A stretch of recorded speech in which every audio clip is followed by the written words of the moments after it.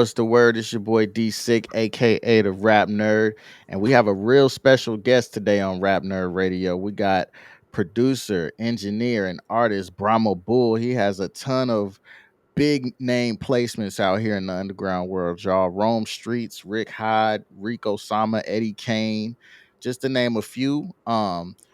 Foreground runner of the Grindfest music group. And I just want to introduce him to y'all. This is Brahma Bull, ladies and gentlemen. What's going on, bro? What's up, family? How you doing, man? Good, man. Good to finally get to see you, man. And I admire your work ethic a lot, man. You got a lot going on. Yeah, thanks, man. I'm on it like every day. I take some breaks, but I'm on it every day. I could tell for sure. I could tell, man. But for those that don't know, if you could just give us a little bit of your background and tell us how you got started. Like, how long have you been making beats? Was that the first thing that you were tapped into musically, or did you start doing something else? Well, I was first tapped into like DJing. That's what getting the records. I've always been like dabbling, and producers usually say like, I was messing around with shit, and then I got serious, kind of. Yeah, yeah. So I got serious about like just practicing and putting things out like 5 years ago, 4 years ago, you know. But I've been always been messing with it.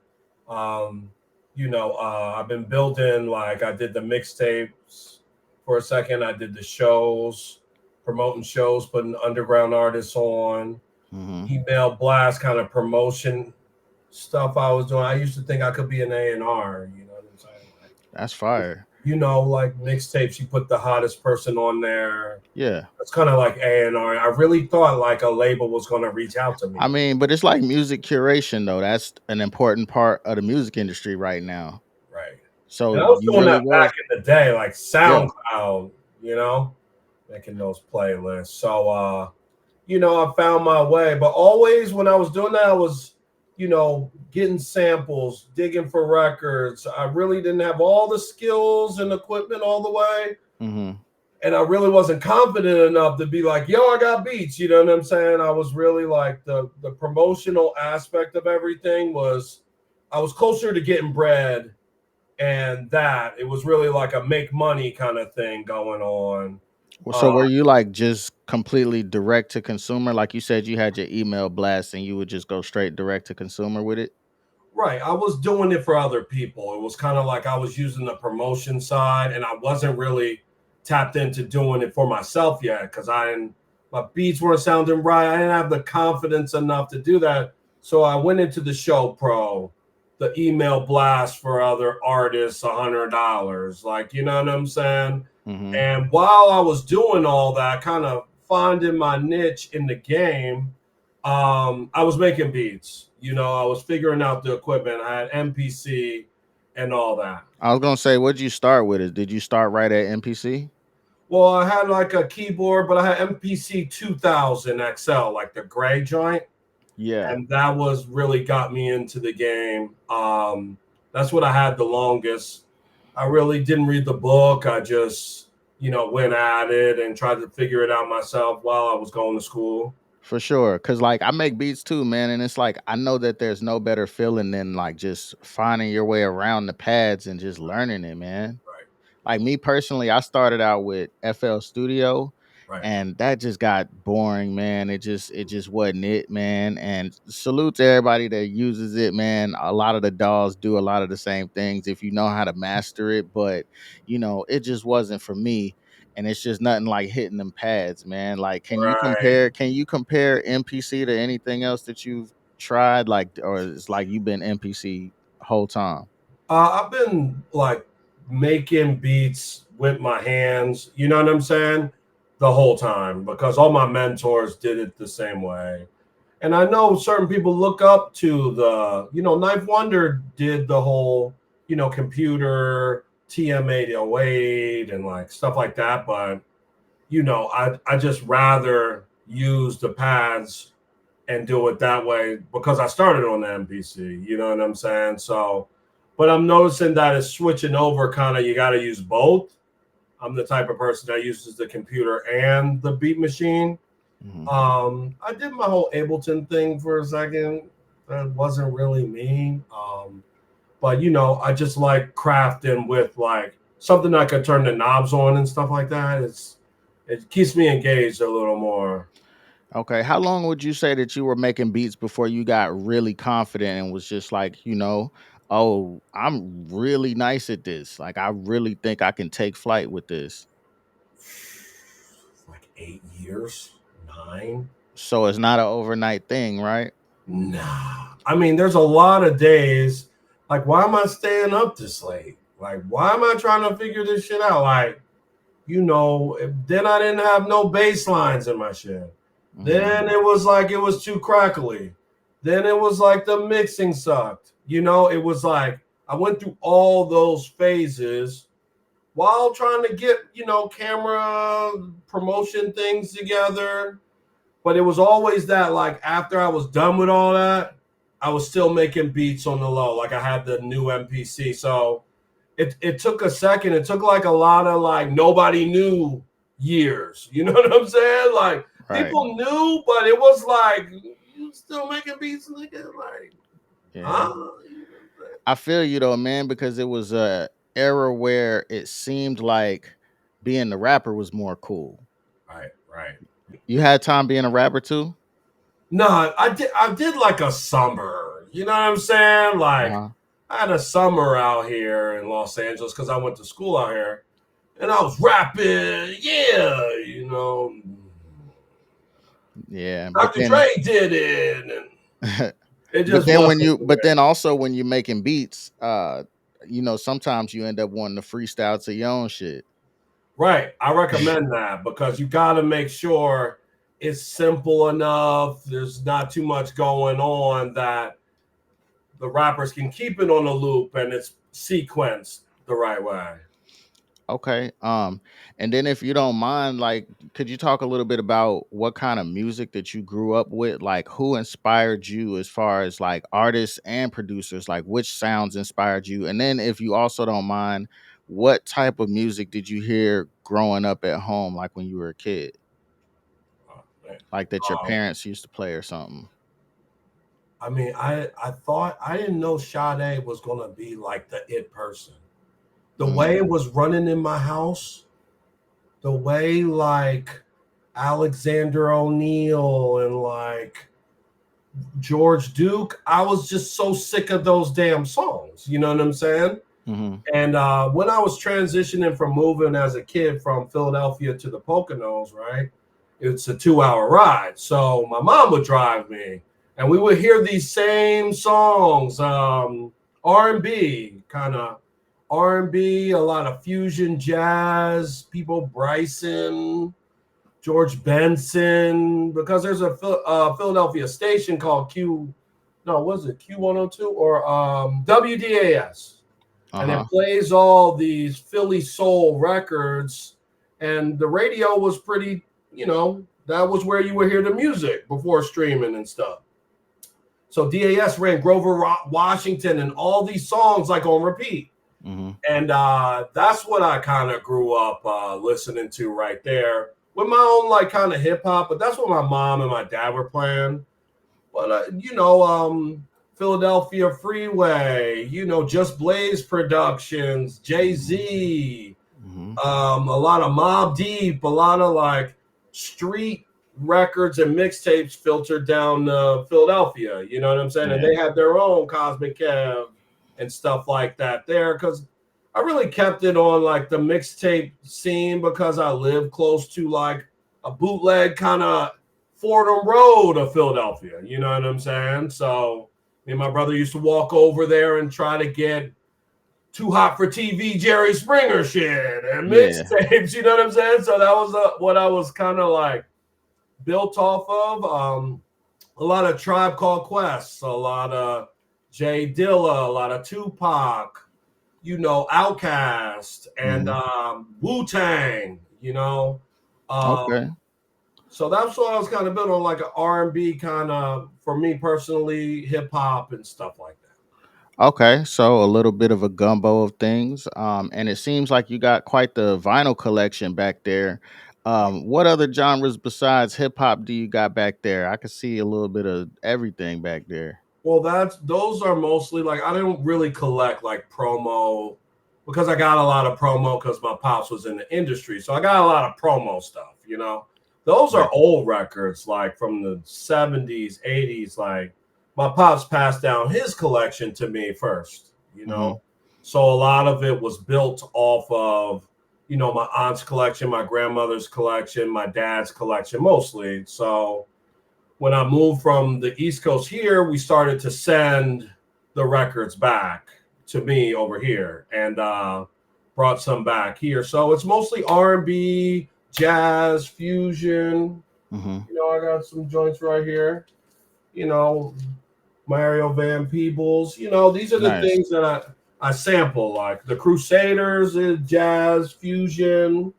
These are just the latest ones that I picked up, but a lot of it is built off of my parents' Mm-hmm. collection, and then I added on to that. Like the Mob Deep, I bought that at a store in like '93. You know what I'm Okay. saying?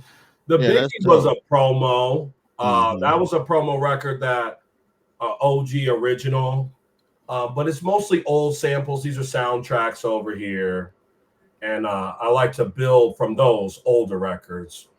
For sure. That's a hell of a collection, man. And speaking of, you said you came from Philly and everything. Yeah. How would you describe Philly's contribution to hip hop? Like if someone asked you to describe Philly hip hop, how would you describe it? It's for hip hop. It's built off of like kind of lyricism, bars, Hmm. and the battle scene.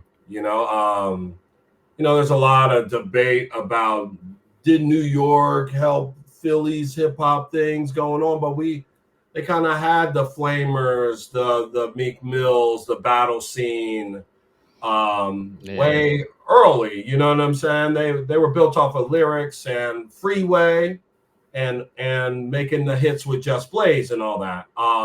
It even goes back to like back in the day, they had the dancing kind of first, Yeah. and we also had graffiti first, I so didn't that's know that. marked down in history, cornbread.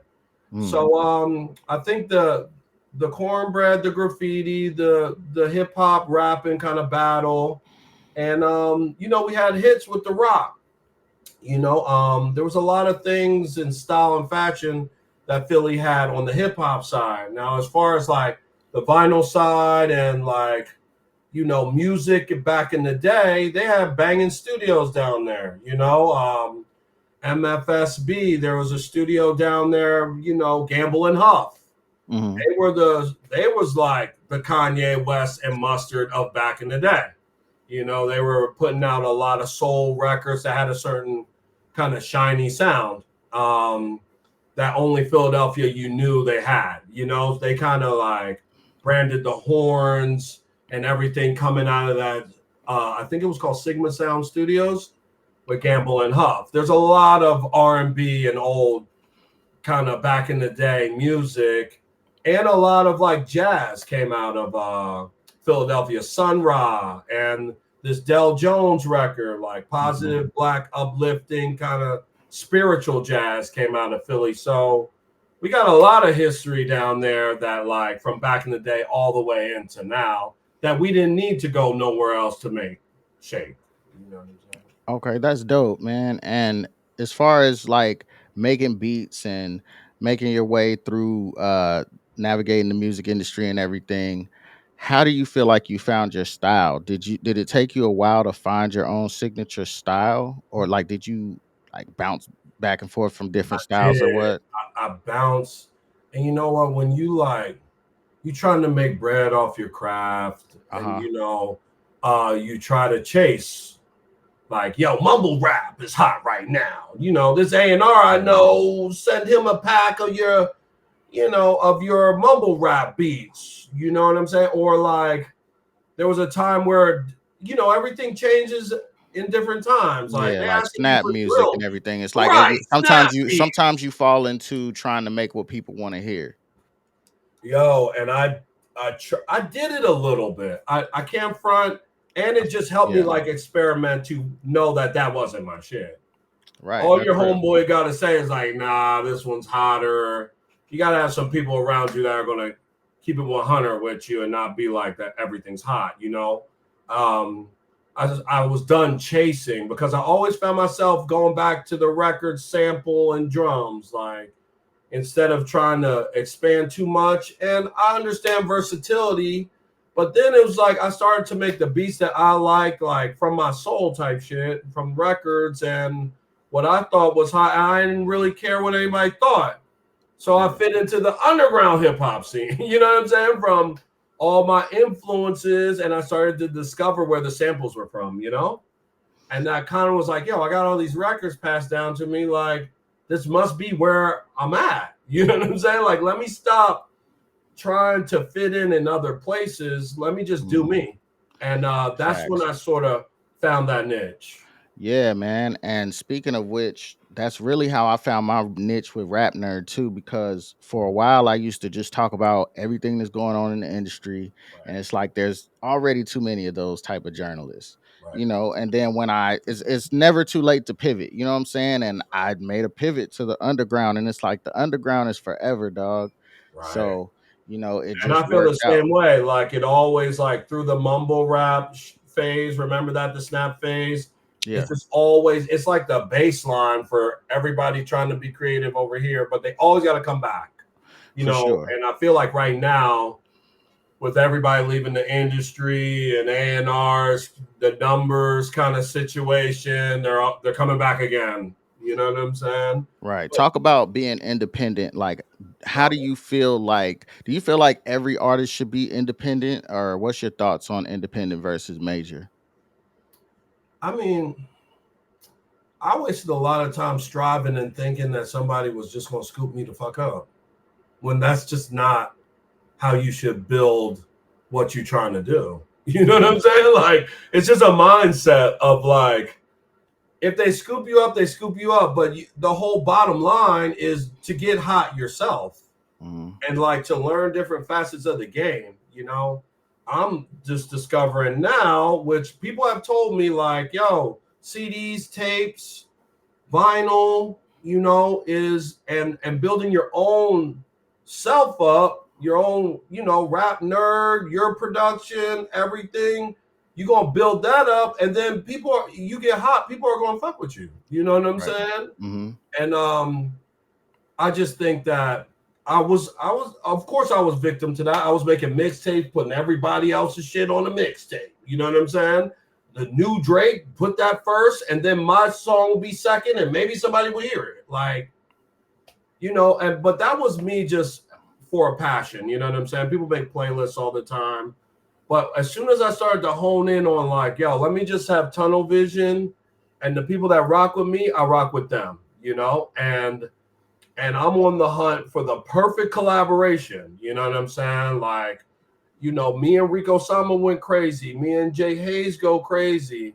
And you'll find that other person because now it's like, now they're saying you shouldn't even submit your beats to the label to try to get them placed. Like, I never really, I went through that phase, but now it's like, I'd rather work with the artist Hmm.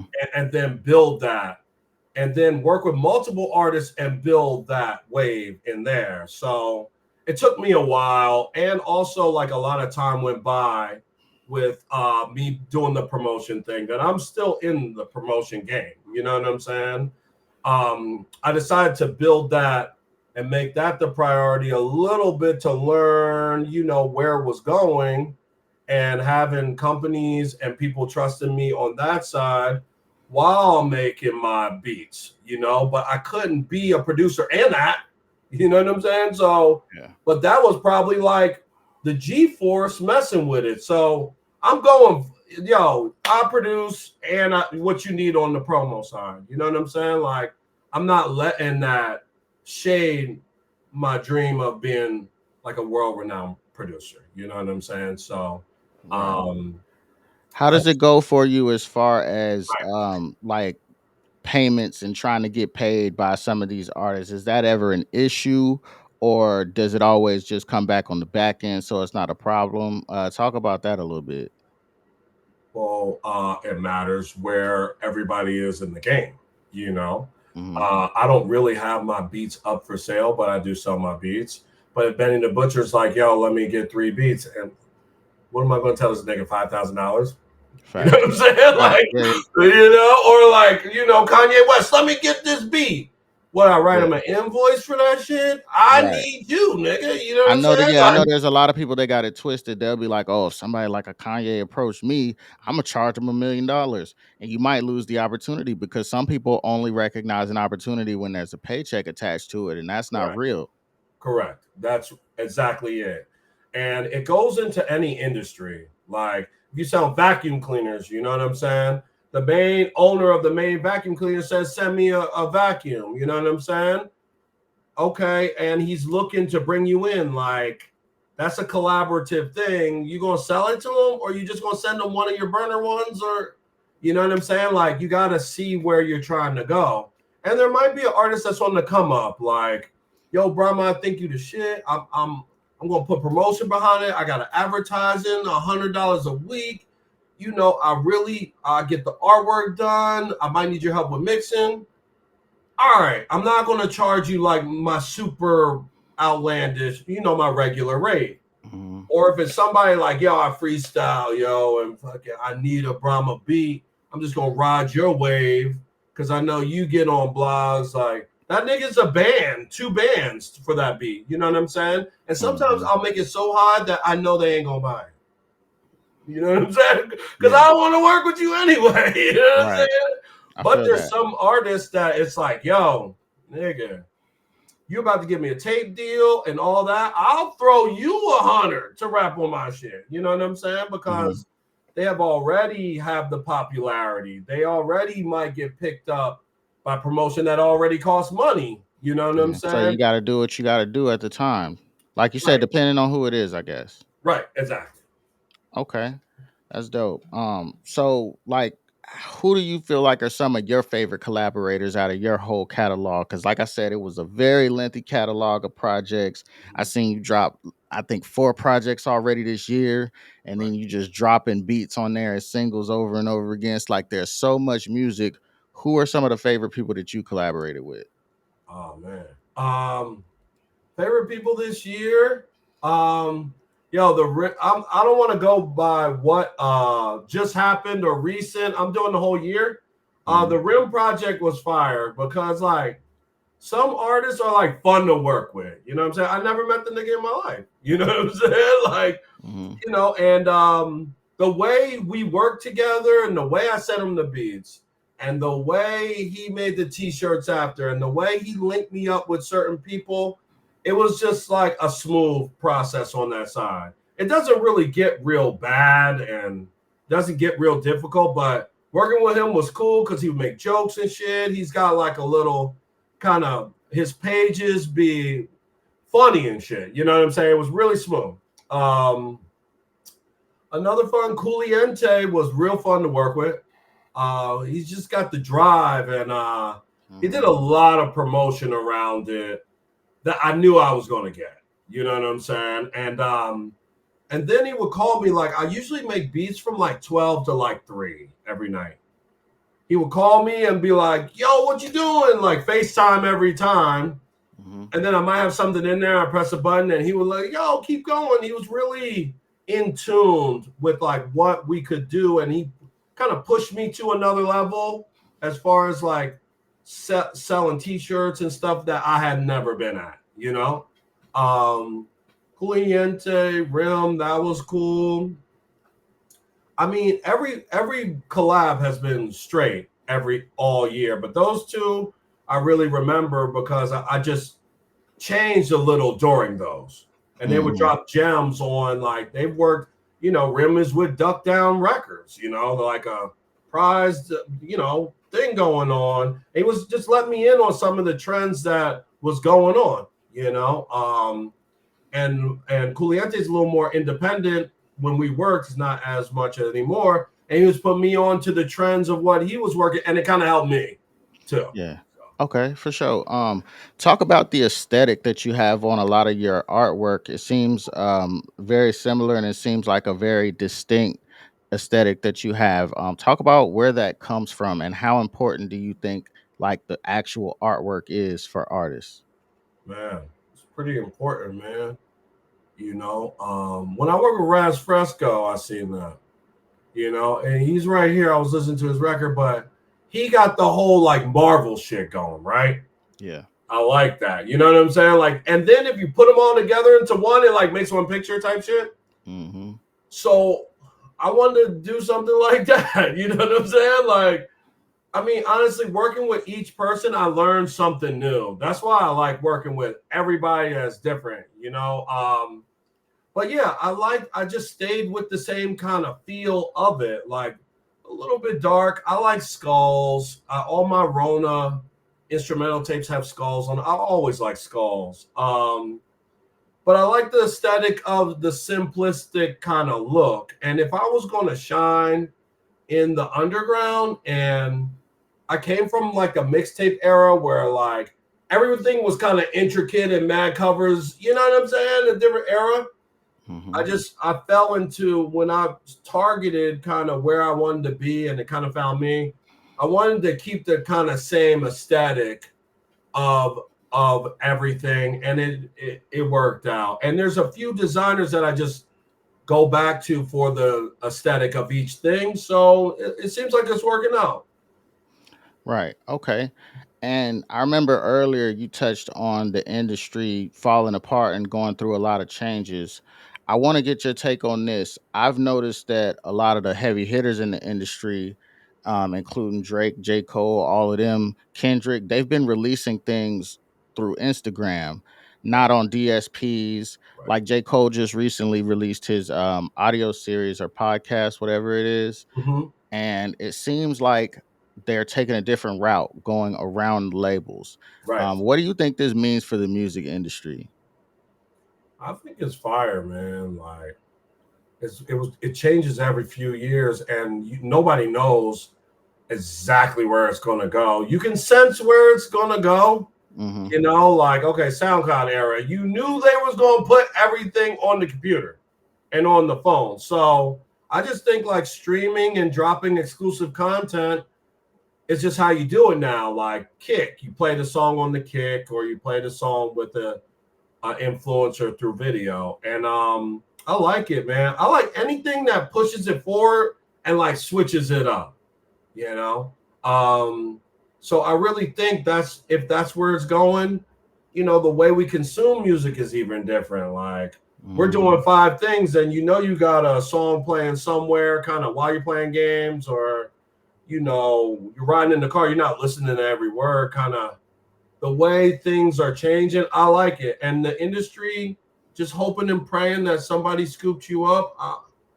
I think that mentality is like that percentage is just shrinking by the way the world is. Like you got to get it yourself. You can't make enough at the job. You know what I'm saying? You got to find like dog walking, dog sitting, or like something else to kind of like a skill that you can kind of like make a new site for. So that's just the way the world is going. And I feel like it's fire. I love like progressive shit. You know what I'm saying? Right. And things are always going to change, man. So it's like you got to keep up or get left behind. And yo, that just keeps it open for anyone has a chance. You know what I'm saying? Like Facts. you might just be like, yo, you 10 years out, but then you discover like, yo, I know how to work AI to promote music. Like I can run this shit up. You know what I'm saying? Nobody doing this right now. Right. But some people would argue that there's a lot of people that take advantage of that. Like it's too easy to get in. So that's why we might have seen an influx of trash rappers or trash Right. whatever, and music is subjective, but you know what I mean when I say that, like very amateur. Do you think that it's a bad thing that it's been able to for people to easily access music and do that if they want to? I don't think so because there's got to be like whack motherfuckers to make a good ones. You You know what wouldn't I'm know, you saying? wouldn't even know what's good without what's whack. Exactly. Like it's a yin and the yang. Like, and okay, you could make the beats on your phone, but like you better, if you got all 10,000 worth of shit, you better make your shit sound hotter than that. You know what I'm saying? Like, Yeah. and it drives people to be better. And I just think like, yo, if you get your own fan base and yo, I'll be making beats on the phone and it's fire, you got 10 people that like that, just grow that. You know what I'm saying? And incubate your crowd. And I just think like there's gotta be whack people for you to know what's good. And even if it took like 2 minutes to make, there's something about it that you can't get. You know what I'm saying? Like, there's something special about either that person, about what sounds he picked, like the snap record shit, the Laffy Taffy shit. It was bullshit, but it still went. Like, there was something there. Was it the dancing? Was it the time of the labels pushing something new? You hit that sweet spot. You know what I'm saying? So I Mhm. just think people just need to believe in their self, their sound, and that's what makes you an individual. That's what makes you original. You're not following nobody else, right? And Facts. think about the freaking what's it called? What's the Sexy Red? She Yeah. recorded the shit in like a sneaker store, right? Nasty ass shit, right? And And it look at her went. now. It Yeah. went. Yeah, it went. So she So was you being just herself, I think, and now it's showing that like she really is like that, and that she made something out of it. You never know. It's like playing the lottery. yeah. Okay, for sure. So basically, you think everybody should step up to the plate and give a crack at it if that's what they want to do. Right, because it's not really about like the sound. You know what I'm saying? It's not even if it's like, okay, it's got to fit in, it's got a hi hat, whatever you want to do, but being different is going to be fire. You know what I'm saying? So why don't you do Hmm. something that you think is hot, like, Sexy Red, but this little twist? You know what I'm saying? Be Right. yourself. Like, what advice would you give to an up and coming producer or somebody that just decided that they wanted to start making beats? Has a modest budget, not nothing too crazy. What would you advise them to do to start out? Uh, I would probably get a computer first.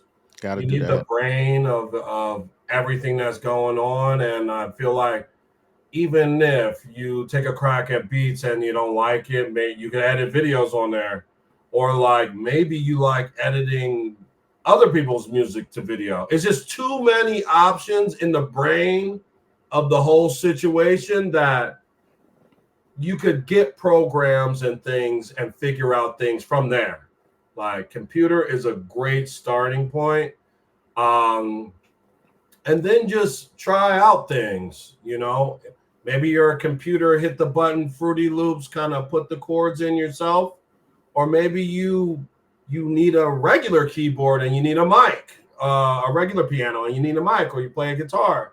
Like I just think it's fire right now that there's little cheaper stuff that you could do to get like your vision out, you know. And then get like maybe like an interface so you can record it in. You know what I'm saying? Yeah, yeah. Computer and interface, and honestly, from there, microphone maybe later, producer, interface, and computer. Yeah, and maybe some headphones because you really don't even need Headphones. monitors right away. Right, right. Headphones, you could do that. And people are listening to everything on iPod headphones, so just rock with those. And then maybe play in your car, go back inside. And if you got those, you straight. You could just do research and know the next path. But as far as basics, you gotta have those three. Okay, and I got one more question for you. I just want to know now, once you get the basics and you want to start to make a little bit of profit, it seems like you just making beats, making beats. Let's say you're just a rapper that don't, or a producer rather, that don't really know a lot of people. You stay in a small town, it's not Right. really a music scene where you live at. How would you advise them to go about finding artists to jump on their beats or to potentially buy the beats? I would try to build my value up with like burner people. Even if it's burner people, you gotta have a rapper. Or you could do remixes. Like I just did a couple the other day, like over the Glorilla. I think I picked too popular of a song. They like blocked it. But Mhm.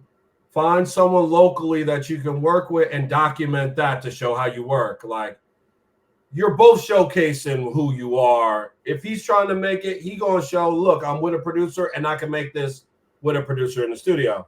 You got to show like, yo, I'm a producer and I can make this with a rapper, and it was smooth, it was fun, and it came out this way. If you don't even have a rapper, yo, they got stem separation is popping right now, bro. Yeah, Like Serato. Serato, Yes, there's a sir. RX. Start to make some remixes and showcase yourself and raise your value with the remixes and try to get in a community there. And it's all about really showing your beats, you know. So yeah, and then try to get some marketing, figure out some marketing techniques to raise up the numbers. So it's like the demand is high, you know. So you don't even need a rapper these days, for real. Like I used to hunt down acapellas and shit. Just sync that up with the computer you got, or figure it out, and find like a mentor. Maybe somebody online that is going the way you want to go or where you want to eventually be, and study them. There's a lot of like videos out there on how to do it, you know. Okay. Now that's dope, man. And before we get out of here, if you want to let them know where they can find you at and what you got coming up next. Oh yeah, it's Brama, so Brhamabull. Mhm. Um, you can find me there. I just switched it up so everybody that spells it wrong is in the wrong place. You know what I'm saying? So it's BHR, and yeah, I got, I'm setting up for next year right now. I got a couple albums and projects. I got a project actually dropping in a few hours. Well, not timestamps, but today, that's out now with Phil and Rich from Houston, Texas. And I produced the whole album. That's coming out very shortly. You could probably get that now. I just dropped the album with Rico Sama. That got picked up by Bars Over BS and No BS. So that tape and CD is going to be out. They're a fire company that does tapes and CDs. I just dropped the Charlie Bull with Mhm. Culiente. That's out now for sale. You can find the vinyl and all that. But coming soon, I got my instrumental CD coming out on New Year's. I just put that through. I got to deal with like Rock Nation, so they're gonna help me push that. So that's all the beats from all my tapes of the year, or like my last three tapes. Mhm. So you can have those. If you didn't buy the vinyl, it's gonna be on streaming networks. Just a vibe too, like, yo, my business is straight because a lot of people rap over my beats and put them online. So the content ID is gonna get all that. You Yeah, know yeah. what I'm saying? It's gonna Facts. scrape whoever rapped on my stuff or stole a beat or something. Uh-huh. I still get that. Rock Nation and Symphonic are real good with the content ID. They send me the link, like, you know what I'm saying? So I still collect off that. And I like that. Like, rap over my beats. Like, go ahead. Like, I had a Yeah. couple of things happen where the guy made a song to my beat and off the instrumental tape, but it wasn't taken. So I told him to send it over to me and I put it on my album. Yeah, it can happen like that sometimes, man. Some people Right. be scared to put their beats out there because they're so scared of who's gonna rap on it. But you should be excited about who can possibly rap on it. Exactly. And that's just the internet understanding, putting out that if that happens, that helps you. Like your distribution is going to find that, and you're going to collect off that, and it's not a bad thing. So I just do that just so I can find the people that are rapping over it and see who's supporting my beats. You know what I'm Mhm. saying? And Yeah. then really like build with them. So I got the instrumental tape coming out. I got an album with Eddie Kane coming out. Uh-huh. That's coming out next year. We're just starting. He's just collecting the beats. I got an album with a rapper named Jay Hayes from Pittsburgh coming out. We actually got two albums. Um, I got an album with Michael Christmas from Boston. We just locked that in today. So that's Okay. like kind of exclusive. Mm. I already got like 3 tracks that aren't out yet. I was saving them for my Evolution. What's that? 6. Yeah. But then I'm like, yo, let's just start working again. So, yeah, and I got little ones, Rick Hyde, Heem, kind of Monday night, three-way slim things. Um, Going on, dollar sign done. I got a Mm, D9. yeah. Like those are my Lucy's, like in one folder, you know. I Okay. use Untitled to put all my stuff in there. So, but yeah, I got Yeah, a lot of man. stuff on the way, and probably another instrumental tape. So I appreciate you, Rap Nerd. You know what I'm Okay. saying? You got Appreciate your you. little business stuff going on that side, bro. I see it in my numbers and Yeah, man. stats. I appreciate you for coming on the program, man, and thank you for coming on here and dropping gems for everybody, man. Salute and congratulations on everything that you've been doing, man. Keep up the consistency, man, and I'm definitely here to watch you win, bro. Thanks, man. Yo, and you on my email blast list. You got an email, you know what I'm saying? I appreciate you for opening those For and really sure. like checking on me because I can see who opens every single one. You know, Always, man. Always. I'm checking in, man. But yeah, man, we're gonna go ahead and get up out of here, man. Thank y'all all for tuning in on Rap Nerd Radio. And until next time, if you don't have a vision, you better off blind. And if you don't live with a purpose, you better off dying. It's your boy D Sick, aka the Rap Nerd. I'm Brhamabull, and we out of here, baby. yes, Peace. sir. You're now listening to Rap Nerd Radio, the world's best indie hip hop.